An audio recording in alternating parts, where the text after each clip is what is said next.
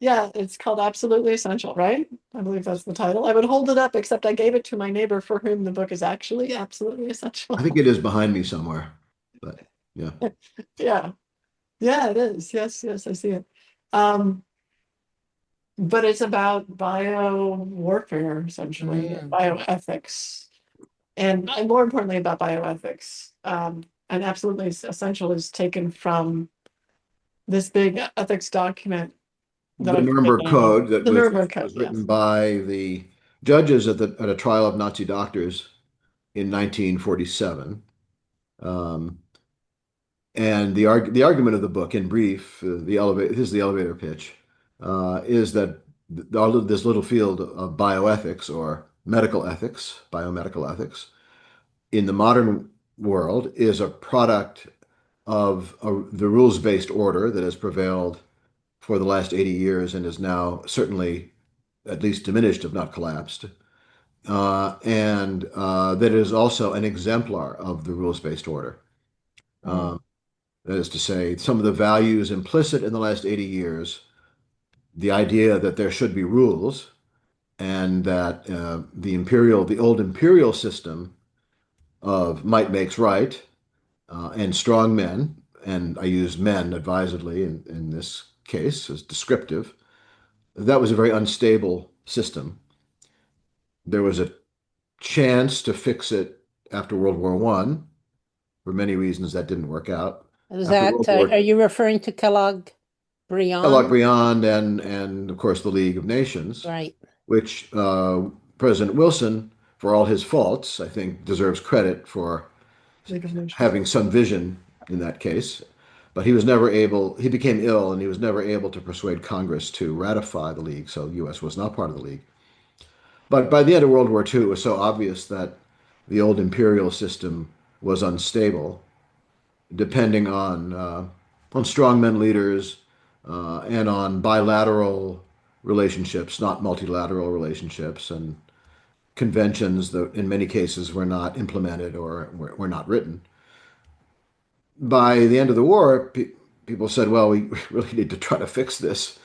Um, so there were a lot of things that happened. The most obvious is the UN Mm-hmm. and the various subsidiary organizations of the UN, one of which I was quite involved with, UNESCO, um, All but right. many other organizations. Uh, and these organizations intending to set global rules of conduct in their domains. And bioethics is one of them. So the most obvious example of this is the rules for doing human experiments, which are quite well established now and quite universal. So Universal even in China? yes, and I actually devote a part of a chapter of the book to this question. Mm. Have the Chinese gone their own way? Now you can always say, well, as far as I know, and I'll come back to that qualifier, Carmen, if you remind me in a sec.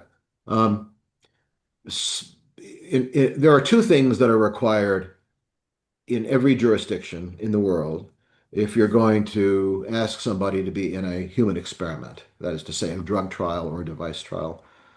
And I'm sure you both know this. One is the prior review by a committee that is not conflicted to see if the protocol is acceptable, and we can talk more about how they could be acceptable.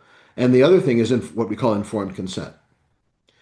And the notion that everybody everywhere, no matter who you are, where you are, how much money you have, northern hemisphere, southern hemisphere, that everybody has the right to these elements before you are put into a human experiment.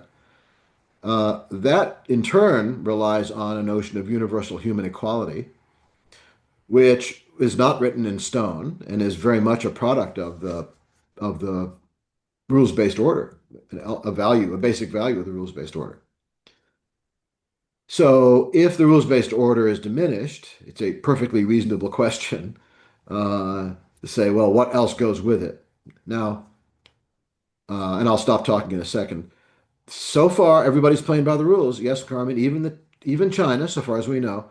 And the example is the manipulation of the genomes of those embryos of Yes. 17, which the China PRC, I'm just saying specifically, the PRC scientific community got up and said, no, this is not acceptable. That's Yeah, right. they condemned it. Yeah. And as you know, the three investigators were imprisoned, which I'm Mm-hmm. not even sure we could do if that had been done in the US, unless they defrauded the NIH.